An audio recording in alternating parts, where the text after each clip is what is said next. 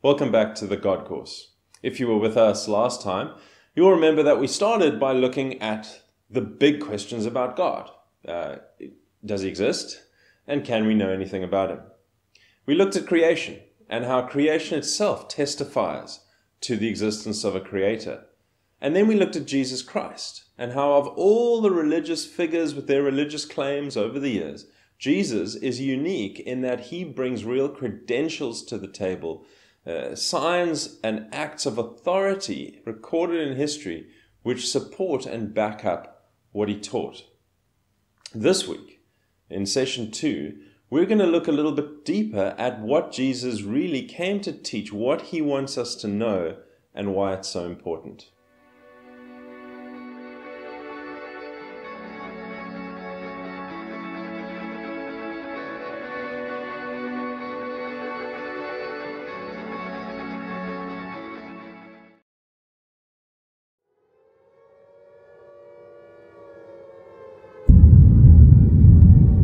I think we can all agree this world is messed up and it's not getting any better.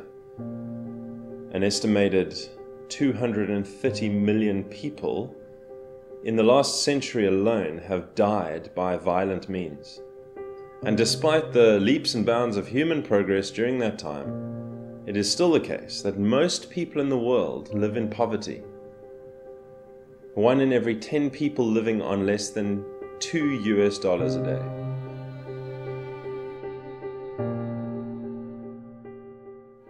Why do you think the world is so messed up? There are many opinions, of course, and common answers include things like greed, money, racism, inequality.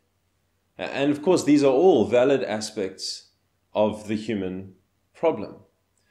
But what Jesus came to teach us, and he taught a lot about this issue, why the world is like it is, what is the real human problem, he came to teach us that the root cause of the messed up world we live in is actually much closer to home, and uncomfortably so.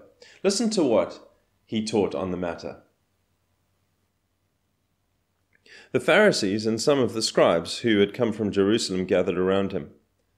They observed that some of his disciples were eating bread with unclean, that is, unwashed hands. For the Pharisees and all the Jews do not eat unless they give their hands a ceremonial washing, keeping to the tradition of the elders. When they come from the marketplace, they do not eat unless they have washed. And there are many other customs that they have received and keep, like the washing of cups, pitchers, kettles, and dining couches. So the Pharisees and the scribes asked him, "Why don't your disciples live according to the tradition of the elders, instead of eating bread with ceremonially unclean hands?" He answered them, "Isaiah prophesied correctly about you hypocrites. As it is written, 'This people honors me with their lips, but their heart is far from me. They worship me in vain, teaching as doctrines human commands.'" Abandoning the commands of God, you hold on to human tradition. Summoning the crowd again, he told them, "Listen to me, all of you, and understand, nothing that goes into a person from outside can defile him, but the things that come out of a person are what defile him. For from within, out of people's hearts, come evil thoughts, sexual immoralities, thefts, murders, adulteries, greed, evil actions, deceit, self-indulgence, envy, slander, pride, and foolishness. All these evil things come from within and defile a person." Well, the point that Jesus is making here it's a simple one, but it's quite profound. And that is that the problems of this world, the human problem, isn't because of something out there. It's because of something in here. As someone else once said, the heart of the human problem is the problem of the human heart. But we don't like to think of our hearts that way, do we? We want to believe that we're inherently good people and that over time we get corrupted from outside things and other people. But Jesus comes along and he says, no, the opposite is true. In fact, the cause, the root is in ourselves, and that comes out in various ways. Like a virus. You might have the virus, but it'll come out in different symptoms, under different conditions for different people. Jesus says sin works in the same way, but the root cause is not something out there. It's something in here. And difficult as that is to hear, I think we all know it's true. Or at least you do if you've ever observed a child growing up. You don't have to teach a child to do wrong. You don't have to teach them to lie and to steal and to be selfish. What you do have to teach a child as they're growing up, as we all needed to be taught, is how to tell the truth, how to think of others, how to share. Because those things aren't our default setting. Our default setting is to do what we know, what our consciences tell us are not the right things. And that's what Jesus wants us to realize about ourselves.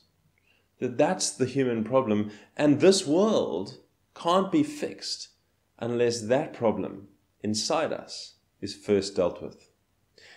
And what we need to also realize based on his teaching is that we can't fix that problem by doing a few good religious works, by covering up the symptoms, so to speak. That's where a lot of religious thought, unfortunately, gets it wrong. Many religions are based on a whole list of good things to do to earn God's favor or to undo your sin. But what that is that's just covering over the symptoms. It's not really getting at the root problem that Jesus came to tell us about. It's basically like treating a virus with plasters and headache pills. And then another thing that Jesus came to teach us about the human problem is not only that we fail to treat others in the way we should, but also that we fail to treat our Creator in the way we should. Listen to what Jesus says is the way we should relate to God as His creatures. Love the Lord your God with all your heart and all your soul and all your mind and with all your strength. God deserves our ultimate affection as His creatures. He made us to know and enjoy Him, and everything we have comes from His hand. And so our enjoyment and our excitement in those things should be directed towards enjoyment and affection towards God, the one who those gifts point to show us that He is the one, the source of all those good things. He is the one in whom we will find our ultimate satisfaction and fulfillment. But instead of directing our attention towards Him, we directed it solely towards His gifts, and we end up worshipping them instead. Imagine for a second that a loving and caring husband slaves away at his job for years and years so he can save up and take his wife away on a wonderful holiday in a tropical location. And he also buys her this really expensive fancy camera to record all their memories that they're going to have on this amazing holiday. Now he comes home, he's bought the tickets and he's bought the camera, and he presents them to his wife as a surprise after all these years of saving up. Now imagine for a second that in response, she takes the gifts, takes the camera, leaves her husband, goes on this holiday by herself so she can enjoy some alone time with her fancy new camera. Now that sounds really messed up, doesn't it? But in a very similar way, we've done that with God. We've taken the gifts that He has given us so that we can enjoy Him, good food, relationships, beautiful sunsets, all the things that are good in creation. And we've left our Creator behind. We've left the giver and focused just on the gifts and wondered why we're still so unsatisfied and unfulfilled. Jesus revealed this problem as a major part of the human problem in a conversation He once had with a rich Jewish yuppie. Listen to how it goes. As he was setting out on a journey, a man ran up, knelt down before him, and asked him, "Good teacher, what must I do to inherit eternal life?" "Why do you call me good?" Jesus asked him. "No one is good except God alone. You know the commandments. Do not murder. Do not commit adultery, do not steal, do not bear false witness, do not defraud, honor your father and mother." He said to him, "Teacher, I have kept all these from my youth." Looking at him, Jesus loved him and said to him, "You lack one thing. Go, sell all you have and give to the poor, and you will have treasure in heaven. Then come follow me." But he was dismayed by this demand, and he went away grieving, because he had many possessions. So this guy ticked all the boxes religiously. He did all the right things. He was a good boy. But he lacked one thing. He failed to obey God and follow the one that he sent, because he loved the gifts more than the giver. And so those two things are really at the heart of the human problem. The fact that we do not treat other people the way we should, and we do not love God the way we should. And that comes from a heart which is sinful. And that is a major element of what Jesus came to earth to teach us. The question is, why? Why did he come to teach us all this stuff? Does he just want to make us feel bad? And the answer is no, because he didn't just come to teach us the problem. He came to teach us what the real solution is, and that he's the one who can bring it. We see this beautifully illustrated one dinner time. While he was reclining at the table in Levi's house, many tax collectors and sinners were eating with Jesus and his disciples, for there were many who were following him. When the scribes, who were Pharisees, saw that he was eating with sinners and tax collectors, they asked his disciples, "Why does he eat with tax collectors and sinners?" When Jesus heard this, he told them, "It is not those who are well who need a doctor, but those who are sick. I didn't come to call the righteous, but sinners." So these upstanding religious types couldn't comprehend why Jesus would spend so much time with people who were considered traitors of their country, the tax collectors who worked for the Romans, and sinners, people who were at the lowest of society. Why would this rabbi spend time with them? Well, he answers them. Listen again. "It is not those who are well who need a doctor, but those who are sick. I didn't come to call the righteous, but sinners." You see, Jesus, from his own lips, tells us that he didn't come to this earth for the religious types who think they're okay. He came for those who realize that they're not okay, that they have a deep-seated problem that they can't fix. And that's why Jesus had to come and teach us about our heart problem, the root of the human problem being inside us. Because if we think we don't have a problem inside us, and if we think, like these religious leaders, that we are inherently good and are corrupted from things outside, well, then we won't actually take seriously what Jesus came to teach us next, which is how that problem in our hearts can be solved. The first step to being cured is to realize the seriousness of the disease you have. I mean, if a doctor came to you halfway through 2019 and he said to you, "You've got to take this very committed course of medication for COVID," you'd go, "Oh, okay, what's that?" And you wouldn't really take it that seriously. But if he did it a year later, in the middle of 2020, you would embrace it quite enthusiastically, because you've come to realize the seriousness of that disease. And Jesus came to wake us up to the seriousness of our spiritual disease. And that's why he taught things like this.